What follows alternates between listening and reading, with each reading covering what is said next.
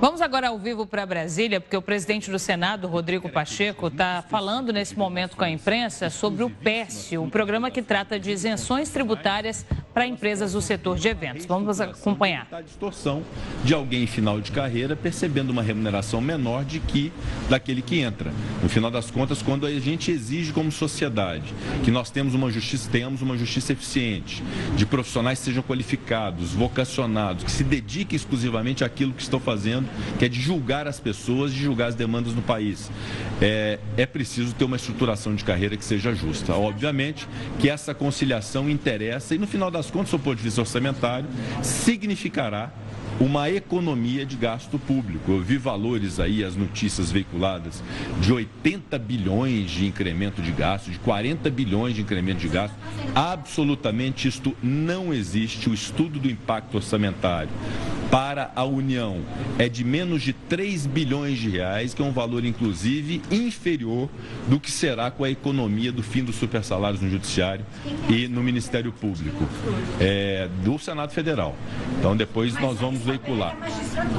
Em relação ao que é a proposta inicial da proposta de emenda à Constituição, que, repito, casada com o projeto de lei do fim dos supersalários e a definição das verbas indenizatórias, é algo muito interessante e importante para a sociedade brasileira, para a valorização de carreiras que têm suas especificidades e, ao mesmo tempo, combate às distorções. Então, nós estamos fazendo isso de maneira muito consciente. Naturalmente, o desafio que nós temos agora, e há um apelo muito grande de lideranças partidárias, do próprio governo federal, que isso não seja estendido para o Poder Executivo, estendido para além daqueles órgãos que têm autonomia orçamentária, justamente para não comprometer esse compromisso que nós temos de combater o déficit público. Então, nós estamos muito conscientes disso. Isso vai ser exaurido em reunião, nós vamos conversar a respeito disso numa reunião de líderes específica para esse tema, e só quando estiver bem amadurecido é que nós vamos, então, apresentar isso como uma solução do Senado Federal. Esse acesso, levar esses campanhas para a Constituição, para dentro da Constituição,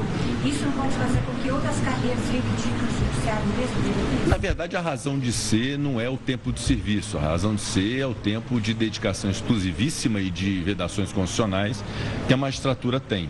E só se pode fazer por proposta de emenda à Constituição, diferentemente da definição de verbas indenizatórias para evitar excessos na remuneração de magistrados do Brasil afora, que se pode fazer por projeto de lei.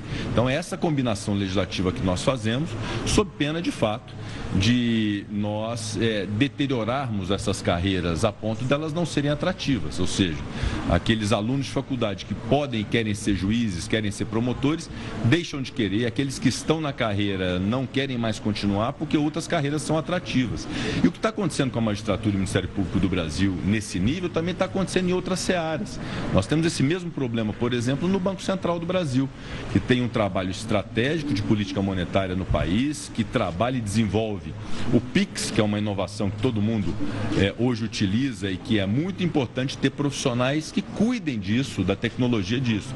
E hoje nós temos um problema gravíssimo salarial no âmbito do Banco Central, com uma concorrência da iniciativa privada que acaba convidando esses profissionais hoje do setor público para trabalharem na iniciativa privada, ganhando 10, 15 vezes mais do que o salário no setor público. Então, são questões estratégicas que nós temos que cuidar. Não é privilégio para ninguém, não é super salário para ninguém, mas estruturar carreiras que possam fazer carreiras que sejam importantes, minimamente atrativas, para atrair pessoas que sejam vocacionadas para esse tipo de função. Então, é só essa lógica que não permite populismo, não permite demagogia, não permite covardia também, porque é preciso ter coragem para poder abordar esses temas, mas tudo dentro de uma racionalidade, de uma razoabilidade e, repito, com o compromisso que nós temos de evitar excessos, de perseguir sempre o que é o objetivo nosso, de não ter déficit fiscal, de ter superávit, ao contrário, ter superávit fiscal, e que o Brasil possa arrecadar bem.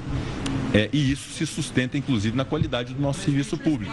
Só para concluir esse tema, a demonização do serviço público no Brasil e de servidores públicos, de funcionários públicos, que ao longo do tempo se criou essa cultura de apontá-los como culpados e como a razão de ser da atrofia do Estado brasileiro. Isso precisa ser revisto, né? E a pandemia, inclusive, nos revelou isso, né? Profissionais da saúde pública, do Sistema Único de Saúde, que salvaram vidas, que se dedicaram, muitos morreram no fronte, como funcionários públicos com salários até muito achatados e muito ruins, né? A remuneração muito ruim, e que ajudaram o Estado brasileiro em momentos de crise. Então, a valorização do serviço público, a valorização de servidores, o reconhecimento de suas especificidades, suas características próprias, sem excesso, sem supersalário, com estruturação de carreira que os estimule a entrar nessas carreiras e permanecer nessas carreiras, eu acho que é uma discussão que a gente pode fazer e que cabe perfeitamente dentro da nossa política de responsabilidade fiscal.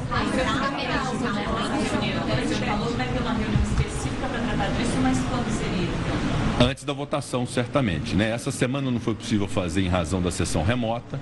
Nós não temos todos os líderes do Senado em Brasília, mas certamente antes nós vamos sentar todos os líderes e definir qual o melhor caminho em relação a isso. Semana que vem, nós vamos ficar fazendo na semana que vem. Exatamente.